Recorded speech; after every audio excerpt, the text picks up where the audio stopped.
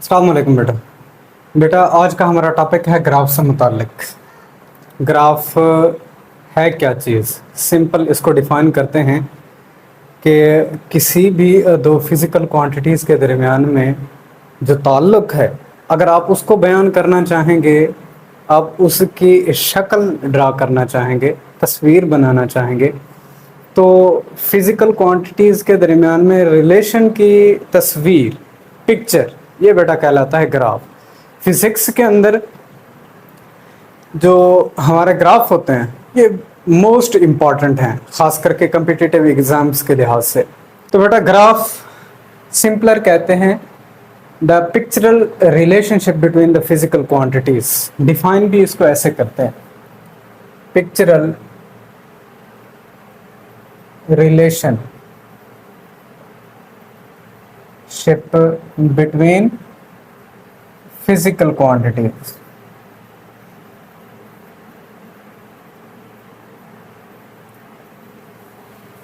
अब बेटा ये रिलेशन किस तरह के हैं हम अपने साबका लेक्चर के अंदर देख चुके हैं कि फिजिकल क्वांटिटीज के दरमियान में 6 तरह के रिलेशन होते हैं जो हम अपने साबका लेक्चर के अंदर कर चुके हैं। आज हम देखेंगे कि अगर यही रिलेशन हो फिजिकल क्वांटिटीज के दरमियान में तो इनके ग्राफ की शक्ल कैसी होगी, उसे नाम क्या दिया जाता है, इसे प्रोनाउंस कैसे करते हैं, और अगर आपके पास फार्मलिज्म में कुछ इस तरह की फिजिकल क्वांटिटीज के रिलेशन आ जाएं तो आपने उनके ग्राफ के बारे में किस तरह से सही ऑप्शन को सिलेक्ट करना है। तो सबसे पहला रिलेशन कल भी हमने बेटा पढ़ा था, अपने साबका लेक्चर के अंदर पढ़ा था, y is directly proportional to x, कि अगर दो फिजिकल क्वांटिटीज के दरमियान में सिंपल डायरेक्ट रिलेशन हो x और y, अगर इनके दरमियान में ग्राफ को देखना चाहेंगे बेटा ये स्ट्रेट लाइन होगा। ग्राफ इज बेटा स्ट्रेट लाइन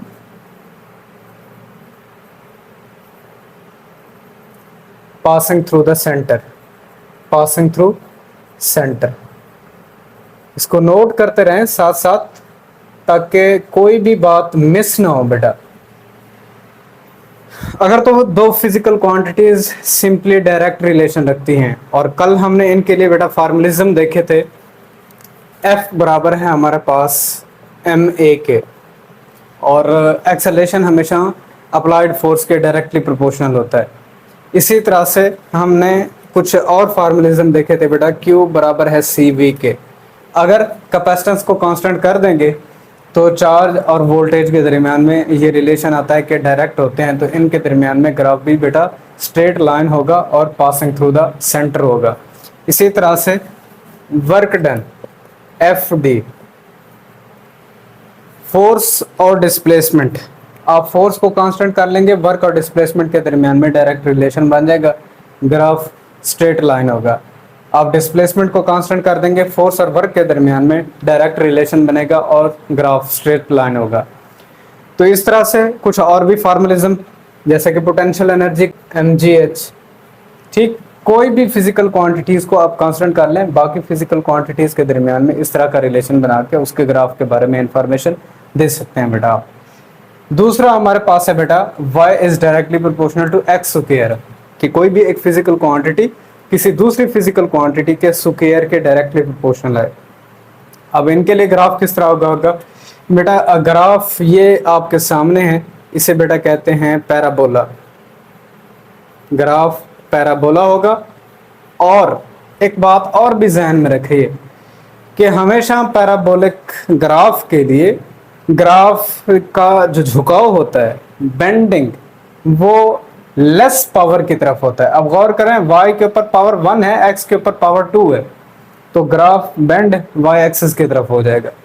तो इस तरह से ग्राफ आपके पास पैराबोला होता है अगर दो फिजिकल क्वांटिटीज के दरमियान में इस तरह का रिलेशन हो कि एक फिजिकल क्वांटिटी किसी दूसरी फिजिकल क्वांटिटी के डायरेक्टली प्रोपोर्शनल भी हो और उसके स्क्वायर के डायरेक्टली प्रोपोर्शनल बने। ये इंपॉर्टेंट है। फार्मूला हमने क्या देखा था बेटा? काइनेटिक एनर्जी बराबर है p square divided by 2m। मास को अगर कांस्टेंट कर देंगे तो काइनेटिक एनर्जी और मोमेंटम के दरमियान में ये रिलेशन बन जाता है। अब मोमेंटम इसकी पावर 2 है, अगर इसको x एक्सिस के ऊपर लेंगे और y एक्सिस के ऊपर काइनेटिक एनर्जी लेंगे तो आपके पास ग्राफ पैराबोला बनेगा। और bending towards the kinetic energy, ये काइनेटिक एनर्जी की तरफ बेंड हो जाएगा। एक और फिजिकल क्वांटिटी बेटा हमने देखी थी इसी ही काइनेटिक एनर्जी का relation, half m v square. अगर मास को कांस्टेंट कर देंगे 1/2 तो ऑलरेडी कांस्टेंट है काइनेटिक एनर्जी और स्पीड या वेलोसिटी ऑफ द पार्टिकल, इनके दरमियान में यही रिलेशन बन जाता है और ग्राफ भी बेटा पैराबोला होगा। इसके बाद बेटा आपके पास और भी काफी सारे फार्मूलिज्म, एफ बराबर है m v square divided by r, centripetal force जिसका रिलेशन आपने पढ़ा था।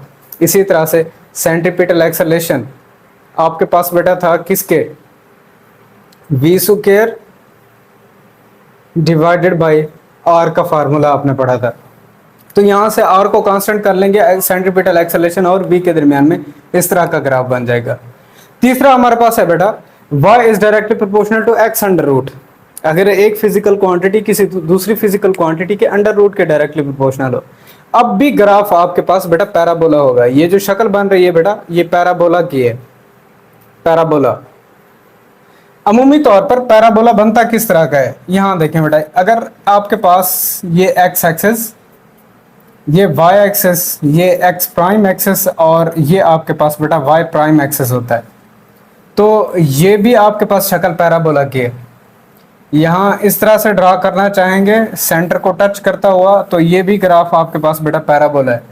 यहाँ इस तरह से इसको ड्रा करना चाहेंगे तो ये भी ग्राफ आपके पास बेटा पैराबोला है। अगर यहाँ पर इस तरह से ग्राफ ड्रा हो कि सेंटर को टच कर रहा हो तो ये भी ग्राफ आपके पास पैराबोला है बेटा। तो इसीलिए देखें, या एक्स एक्सिस की तरफ बेंड हो जाए या वाई एक्सिस की तरफ बेंड हो जाए, तो ये दो पोर्शंस हम देख रहे हैं जो अक्सर हमारे फिजिकल क्वांटिटीज के अंदर हमें मिल रहे हैं। तो ये पैराबोलिक फॉर्म ही है हमारे पास कि अगर एक फिजिकल क्वांटिटी किसी दूसरी फिजिकल क्वांटिटी के अंडर रूट के डायरेक्टली प्रोपोर्शनल हो तब भी ग्राफ हमारे पास क्या बनेगा बेटा, पैराबोला।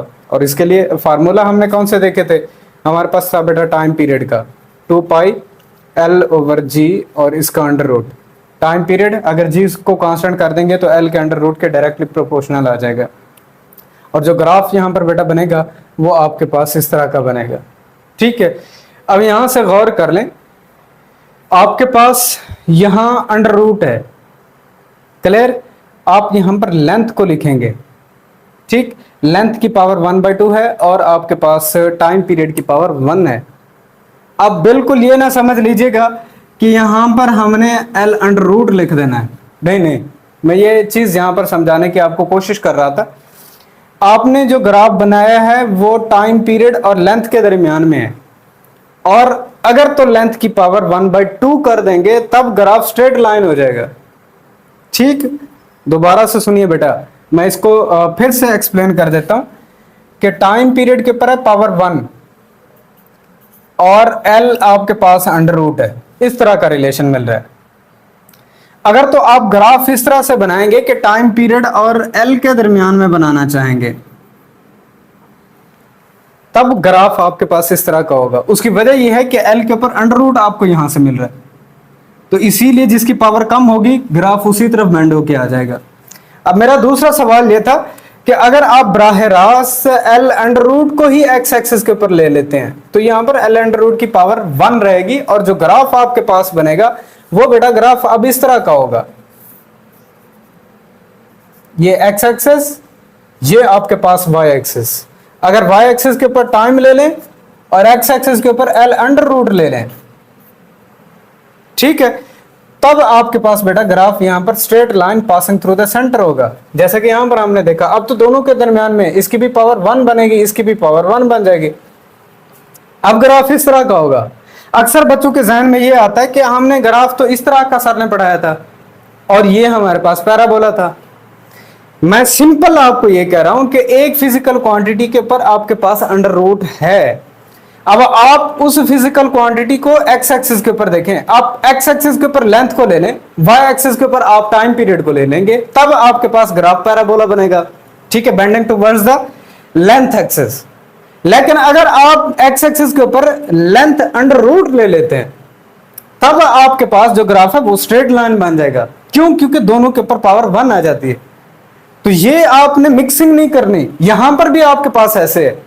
यहां गौर करें कि v स्क्वायर काइनेटिक एनर्जी और v के दरमियान में ग्राफ बनाएंगे तो आपके पास पैराबोला बनेगा। अगर आप काइनेटिक एनर्जी और v स्क्वायर के दरमियान में ग्राफ बनाना चाहेंगे तो दोनों की पावर तो 1 बन जाएगी, इसकी भी पावर 1 आ जाएगी, इसकी भी पावर 1 आ जाएगी। अब जो ग्राफ बनेगा वो तो straight line passing through the centre बनेगा। आपने इन दोनों को चीजों को मिक्स नहीं करना, ये मैं 12 आपको कह रहा हूं।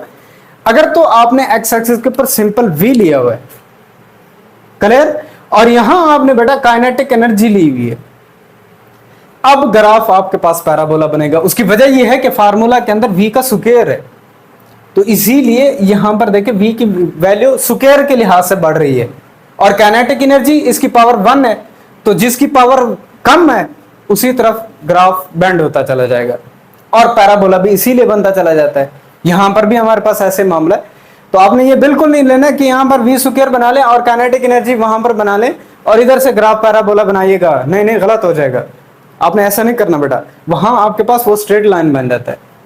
ठीक, चले इसके बाद हमारे पास है बेटा फोर्थ रिलेशन, कि अगर कोई एक फिजिकल क्वांटिटी सिंपली किसी दूसरी फिजिकल क्वांटिटी के इनवर्सली प्रोपोर्शनल हो तो ग्राफ आपके पास बेटा बनता है हाइपरबोला। ग्राफ आपके पास क्या है बेटा, हाइपरबोला के। अब फार्मूला पीवी बराबर है कांस्टेंट, या हमने क्या पढ़ा था, p is inversely proportional to v, pressure और वॉल्यूम के दरमियान में रिलेशनशिप। ठीक है बेटा, अब ये एक दूसरे के इनवर्स रिलेशन में आ जाते हैं। और हमने बेटा ग्रेटिंग एलिमेंट के लिए देखा था, ग्रेटिंग एलिमेंट का फार्मूला हमारे पास L डिवाइडेड बाई n था। आप L को कांस्टेंट कर दें तो D और N के दरमियान में आपके पास जो ग्राफ बनेगा वो यहाँ पर इनवर्स रिलेशन में क्या आएगा बेटा, हाइपरबोला आएगा। अब दूसरा n को कांस्टेंट कर देंगे, D और L के दरमियान में डायरेक्ट रिलेशन आ जाएगा, graph straight line passing through the centre होगा। अब देखें ग्राफ बदल कैसे रहे हैं। साहब का लेक्चर है, वो आपको समझाने का मकसद यही होता है कि आपको जो रिलेशन सिखाए जा रहे होते हैं उनके ऊपर थोड़ा सा फोकस करना होता है कि किस तरह के रिलेशन सर ने बताए थे। आप बार बार प्रैक्टिस करेंगे तब इस चीज के ऊपर ग्रिपिंग ज्यादा होती है। अब ये आपके पास फार्मूला, एक और फार्मूला आपके पास है फिन स्पेसिंग का, डेल्टा वाई बराबर होता है आपके पास lambda L divided by D. अब यहां पर गौर कर लें, आप एल को कांस्टेंट करेंगे, डी को, डेल्टा वाई आपके पास लैम्डा के डायरेक्टली प्रोपोर्शनल बनता है, और दोनों के ऊपर पावर 1 है तो ग्राफ स्ट्रेट लाइन। आप इसी तरह से लैम्डा और डी को कांस्टेंट कर देंगे तो डेल्टा वाई एलिमेंट और लेंथ यानी कि separation between the slit and the screen, ये क्या बनेगा आपके पास बेटा, डायरेक्टली प्रोपोर्शनल बन जाती हैं और ग्राफ आपके पास straight line passing through the centre होगा। लेकिन लैम्डा और यहां पर एल को अगर कांस्टेंट कर देंगे तो डेल्टा वाई और डी के दरमियान में इनवर्स रिलेशन आ जाता है, ग्राफ हाइपरबोला होगा। तो तीनों तरह के ग्राफ आप बना सकते हो। ठीक है, ये ग्राफ सीखने के हैं आपके पास। एक और फार्मूला आपके पास कैपेसिटेंस का था, A epsilon not divided by D. Epsilon not वैसे आपके पास कांस्टेंट है, डी को अगर कांस्टेंट कर लेंगे तो सी और ए के दरमियान में के capacitance of a parallel plate capacitor और उसके एरिया ऑफ द प्लेट्स के दरमियान में डायरेक्ट रिलेशन बन जाता है, तो graph straight line passing through the centre होगा। जबकि ए और एप्सिलॉन नॉट को कांस्टेंट कर लेंगे तो सी और डी के दरमियान में इनवर्स रिलेशन बन जाता है, ग्राफ हाइपरबोला है। तो ये सारी चीजें जहन में रखने की होती हैं। इसके बाद है बेटा fifth relation, y is inversely proportional to 1 over x square. अगर एक फिजिकल क्वांटिटी किसी दूसरी फिजिकल क्वांटिटी के स्क्वायर के इनवर्सली प्रोपोर्शनल आ जाए तब हमारे पास ग्राफ यहां पर गौर करें बेटा, रेड लाइन से ये आपके पास है हाइपरबोला, क्लियर बेटा, हाइपरबोला। अब यहां से देखिए ग्रीन लाइन से मैंने इस ग्राफ को जाहिर किया हुआ है, ये होता है steeper than hyperbola, steeper than hyperbola. ठीक है, हाइपरबोला। अब इस तरह के ग्राफ के लिए हम इस गैस कर सकते हैं। हमारे पास फिजिकल क्वांटिटीज मैंने आपको बताई थी, आज दोबारा बता देता हूं। आपके पास इलेक्ट्रिक फील्ड इंटेंसिटी के q divided by r square, inverse square law को फॉलो कर रही हो। अब ई और आर स्क्वायर के दरमियान में इस तरह का ग्राफ बनेगा, स्टीपर देन हाइपरबोला बनेगा। आप के और आर को कांस्टेंट कर देंगे, ई डायरेक्टली प्रोपोर्शनल बनेगा क्यू का, और graph straight line passing through the centre होगा। इसी तरह से आपके पास बेटा कॉलम फोर्स थी के Q1 Q2 divided by r square. Charges को कांस्टेंट कर दें कि ऑलरेडी आपके पास कांस्टेंट बन जाए तो यहाँ पर फोर्स और आर स्क्वायर के दरमियान में ग्राफ आपके पास स्टीपर देन हाइपरबोला होगा, इनवर्स स्क्वायर लॉ को फॉलो करता है। अगर आर को कांस्टेंट कर देंगे कि कांस्टेंट है तो यहाँ से फोर्स और चार्जेस के दरमियान में डायरेक्ट रिलेशन आ जाता है आपके पास, ग्राफ ये straight line passing through the centre बनेगा। तो इस तरह से जो रिलेशन सिखाया है ना आपको कि किसी भी फिजिकल क्वांटिटी को कांस्टेंट करने से बाकी जो फिजिकल क्वांटिटीज फार्मूला के अंदर मौजूद हैं उनका आपस में रिलेशन क्या है, वो रिलेशन डिसाइड करेगा कि उनका ग्राफ किस तरह का है। ठीक है बेटा। इसके बाद हमारे पास बेटा है y is inversely proportional to x under root, कि अगर एक फिजिकल क्वांटिटी किसी दूसरी फिजिकल क्वांटिटी के अंडर रूट के इनवर्सली प्रोपोर्शनल बने तो हमारे पास ग्राफ किस तरह का होगा। रेड लाइन से बेटा देखें ये आपके पास है हाइपरबोला,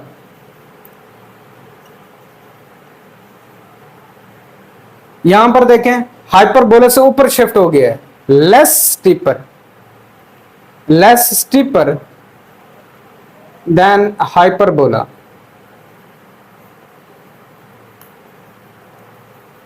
क्लियर।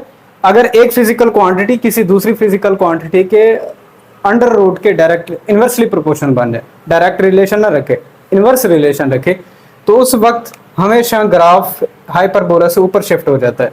अब इसके लिए भी फार्मूलिज्म हमने कल देखा था। टाइम पीरियड हमारे पास 2 पाई एल ओवर जी अंडर रूट, एल को कांस्टेंट कर दें, 2 पाई ऑलरेडी कांस्टेंट है तो टी और जी अंडर रूट के दरमियान में इस तरह का रिलेशन बनेगा। अब गौर कीजिएगा, आपने यहां पर टाइम पीरियड लिखना है और इधर तो अगर आप जी लिखते हैं तब तो आपके पास ये ग्राफ आ जाता है।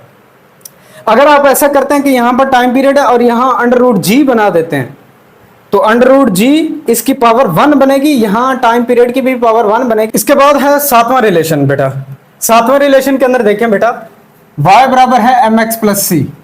फर्स्ट ऑर्डर डिफरेंशियल इक्वेशन है आपके पास कि सब जितने भी वेरिएबल्स हैं उनकी पावर अगर आपके पास 1 हो और कोई एक कांस्टेंट सम कर दिया जाए। यहां से गौर करें, अगर तो हमारे पास ये कांस्टेंट ना होता तो सिंपली m को कांस्टेंट करके हम y directly proportional to x ये रिलेशन निकाल सकते थे।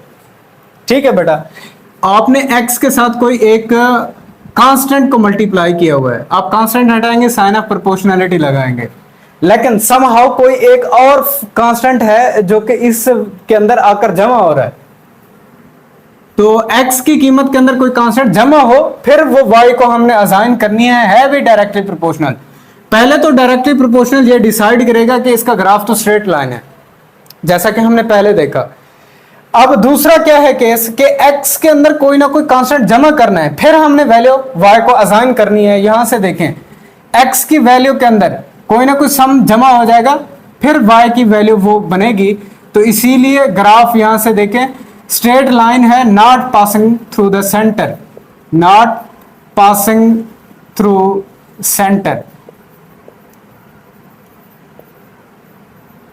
सेंटर में से ये पास नहीं करेगा आपके पास। अब इस तरह का हमारे पास फार्मूला, आपने हरकत की पहली मसावत पढ़ी हुई है, वी एफ बराबर है V I plus A T. ठीक है, ए टी आपके पास कोई एक कांस्टेंट है, वी आई इसकी भी पावर आपके पास बेटा 1 है और वी एफ की पावर भी आपके पास 1 है, तो इस हरकत की पहली मसावत के लिए इस तरह का ग्राफ बनाया जाता है। स्ट्रेट लाइन है लेकिन not passing through the centre. आप देखें ये सेंटर में से पास नहीं कर रहा। अगर तो ये कांस्टेंट नेगेटिव के अंदर आ जाए, m को कांस्टेंट करेंगे अब भी relation y directly proportional to x बनेगा। डायरेक्टली प्रोपोर्शनल डिसाइड करेगा कि इनके दरमियान में ग्राफ क्या है बेटा।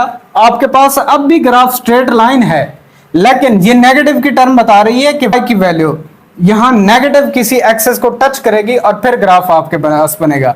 अब भी ग्राफ देखें स्ट्रेट लाइन है लेकिन अब भी ये सेंटर में से पास नहीं कर रहा, not passing through the centre, not passing through centre.